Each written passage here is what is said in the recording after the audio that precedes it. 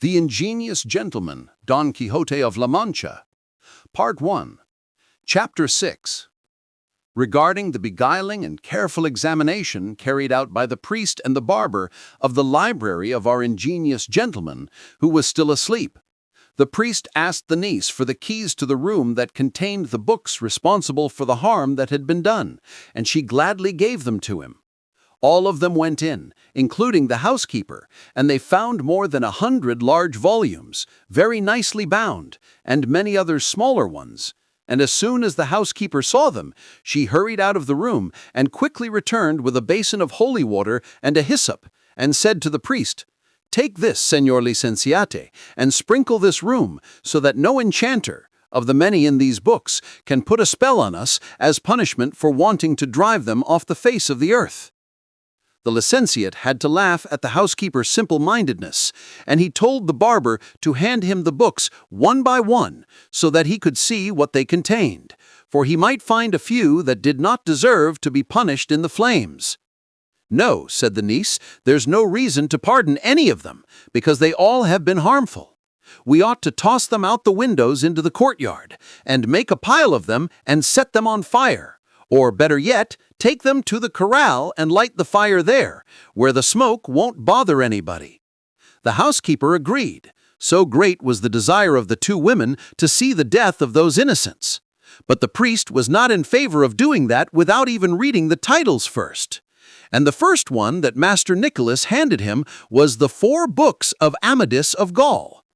And the priest said, "This one seems to be a mystery, because I have heard that this was the first book of chivalry printed in Spain, and all the rest found their origin and inspiration here. And so it seems to me that as the proponent of the doctrine of so harmful a sect, we should, without any excuses, condemn it to the flames."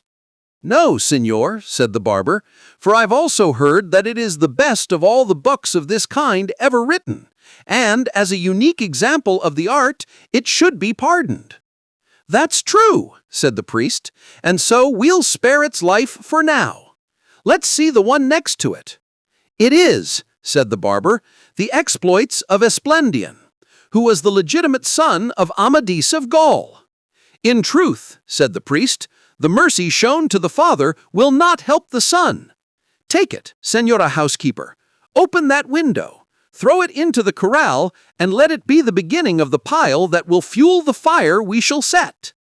The housekeeper was very happy to do as he asked, and the good Esplandian went flying into the corral, waiting with all the patience in the world for the fire that threatened him. "Next," said the priest. "This one," said the barber, "is Amadis of Greece, and I believe all these over here come from the line of Amadis." "Well, let them all go into the corral," said the priest, "for the sake of burning Queen Pintiquinistra and the shepherd Daranel and all his eclogues and the perverse and complicated language of their offer. I would burn along with them the father who sired me if he were to appear in the form of a knight-errant." "I'm of the same opinion," said the barber. "And so am I," added the niece. "Well then," said the housekeeper, "hand them to her and into the corral with them." They handed them to her, and there were a good many of them, and she saved herself a trip down the stairs and tossed them all out the window. "Who's that big fellow?" asked the priest. "This," replied the barber, "is Don Alavante of Lora." "The author of that book," said the priest, "was the same one who composed Garden of Flowers. And the truth is, I can't decide which of the two is more true, or, I should say, less false. All I can say is that this one goes to the corral, because it is silly and arrogant." "This next one is Felix Marte of Hyrcania," said the barber. "Is Sir Felix Marte there?" the priest responded.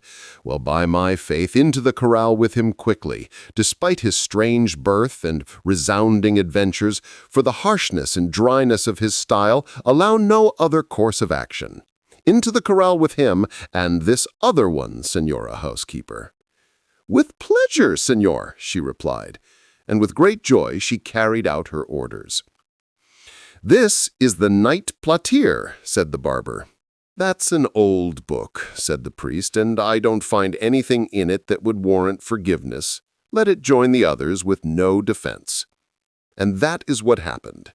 Another book was opened, and they saw that its title was The Knight of the Cross.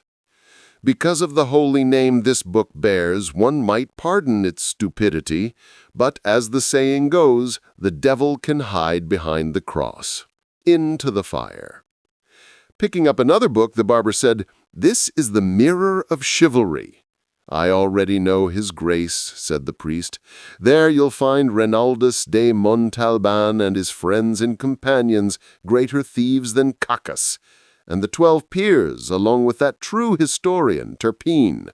And the truth is, I'm inclined to condemn them to no more than perpetual exile, if only because they contain part of the invention of the famous Matteo Boiardo, from which the cloth was woven by the Christian poet Ludovico Ariosto, who, if I find him here speaking in some language not his own, I will have no respect for him at all. But if he speaks in his own language, I bow down to him." "Well, I have him in Italian," said the barber, "but I don't understand it." "There's no reason you should," replied the priest, "and here we would pardon the captain if he had not brought it to Spain and translated it to Castilian, for he took away a good deal of its original value, which is what all who attempt to translate books of poetry into another language will do as well. No matter the care they use and the skill they show, they will never achieve the quality the verses had in their first birth. In fact, I see that this book, and all those you find that deal with the matter of France, should be thrown into a dry well and kept there until we can agree on what should be done with them, except for a Bernardo del Carpio that's out there, and another called Roncesvalles. For these, on reaching my hands, will pass into the housekeeper's and then into the fire, with no chance of a pardon." All this the barber seconded, and thought it right and proper, for he understood that the priest was so good a Christian and so loved the truth that he would not speak a falsehood for anything.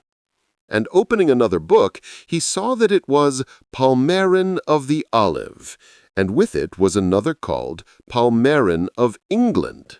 And seeing this, the priest said, "The olive branch should be cut up immediately and burned until there's nothing left but ashes.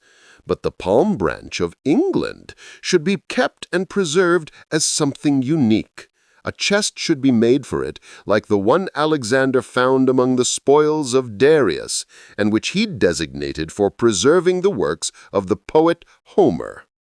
This book, my friend, has authority for 2 reasons. 1, because it is very good in and of itself, and 2, because it is well known that it was composed by a wise and prudent king of Portugal. All the adventures in the castle of Miragarda are excellent and very artful. The language is courtly and clear, for it takes into account and respects the decorum of the person speaking with a good deal of exactness and understanding. I say, therefore, that unless you are of another mind, Master Nicholas, this one and Amadis the Gaul should escape the fire, and all the rest, without further investigation or inquiry, should perish." "No, my friend," the barber responded, "for the one I have here is the renowned Don Bellianis." "Well, that one," replied the priest, "and its second, third, and fourth parts need a little dose of rhubarb to purge their excess of choler, and it would be necessary to remove everything about the Castle of Fame and other more serious impertinences, and therefore they are given a delayed sentence, and the degree to which they are amended will determine if mercy or justice are shown to them. In the meantime, my friend, keep them in your house, but permit no one to read them." "It will be my pleasure," replied the barber. And not wishing to tire himself further with the perusal of books of chivalry, he ordered the housekeeper to take all the large ones to the corral. This was not said to a foolish woman or a deaf one, but to a person who would rather burn the books than weave a piece of cloth, no matter how large or fine it might be. And she seized almost 8 at a time, and threw them out the window. Because she took so many together, one of them fell at the feet of the barber, who wanted to see which one it was, and saw that it said, "History of the famous knight Tirant lo Blanc." "God help me," said the priest with a great shout. "Here is Tirant lo Blanc. Let me have it, friend, for in it I have found a wealth of pleasure and a gold mine of amusement. Here is Don Kirrielazon of Montalban, that valiant knight, and his brother Tomas of Montalban, and the knight Fonseca, not to mention the battle that the brave Tirant waged against the Alani, and the witticisms of the damsel Placer de mi vida, and the loves and lies of the widow Reposada, and the lady Imperatriz, beloved of Hippolito, her squire.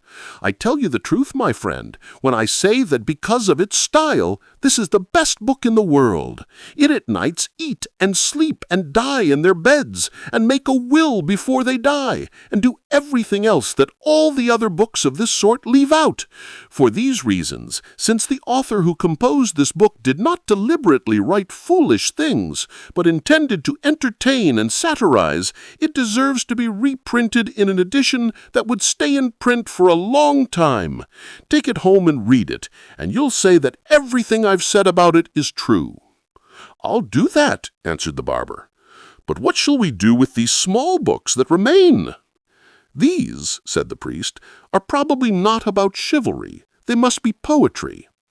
And opening one, he saw that it was Diana by Jorge de Montemayor, and he said, believing that all the others were of the same genre, "These do not deserve to be burned like the rest, because they do not and will not cause the harm that books of chivalry have, for they are books of the understanding and do no injury to anyone." "Oh, Signor," said the niece, "your grace should send them to be burned just like all the rest, because it's very likely that my dear uncle, having been cured of the chivalric disease, will read these and want to become a shepherd and wander through the woods and meadows singing and playing, and, what would be even worse, become a poet, and that, they say, is an incurable and contagious disease." "What the girl says is true," said the priest, "and it would be a good idea to remove from the path of our friend this obstacle and danger. And to begin with Montemayor's Diana, I am of the opinion that it should not be burned, but that everything having to do with the wise Felicia and the enchanted water, and almost all the long verses, should be excised, and let it happily keep all the prose and the honor of being the first of such books." "This next one," said the barber, "is called Diana the Second by the Salamancan, and here's another one with the same name, whose author is Gil Polo." "The one by the Salamancan," replied the priest, "should join and add to the number of those condemned in the corral, and the one by Gil Polo should be preserved as if it were by Apollo himself. And move on, my friend, and let's hurry. It's growing late." "This book," said the barber, opening another one, "is the 10 Books of Fortune in Love, composed by Antonio de la Frasso, of Sardinian poet." "By the orders I received," said the priest, "since Apollo was Apollo and the Muses Muses and poets poets, no book as amusing or nonsensical has ever been written, and since in its way it is the best and most unusual book of its kind that has seen the light of day, anyone who has not read it can assume that he has never read anything entertaining. Give it to me, friend, for I value finding it more than if I were given a cassock of rich Florentine cloth." He set it aside with great delight, and the barber continued, saying, "These next ones are The Shepherd of Iberia, Nymphs of Henares, and The Deceptions of Jealousy.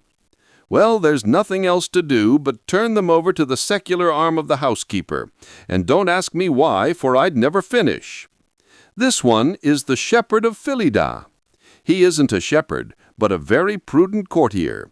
Keep that as if it were a precious jewel. This large one here," said the barber, "is called Treasury of Various Poems. If there weren't so many, they would be more highly esteemed. This book needs a weeding and clearing out of certain base things contained among all its grandeurs.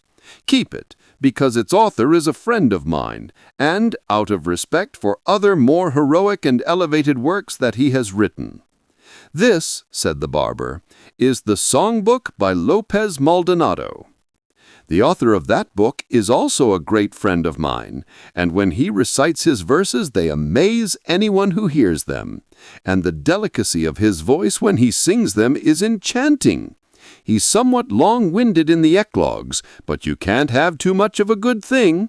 Keep it with the chosen ones. But what's that book next to it?"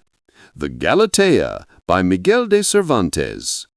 This Cervantes has been a good friend of mine for many years, and I know that he is better versed in misfortunes than in verses.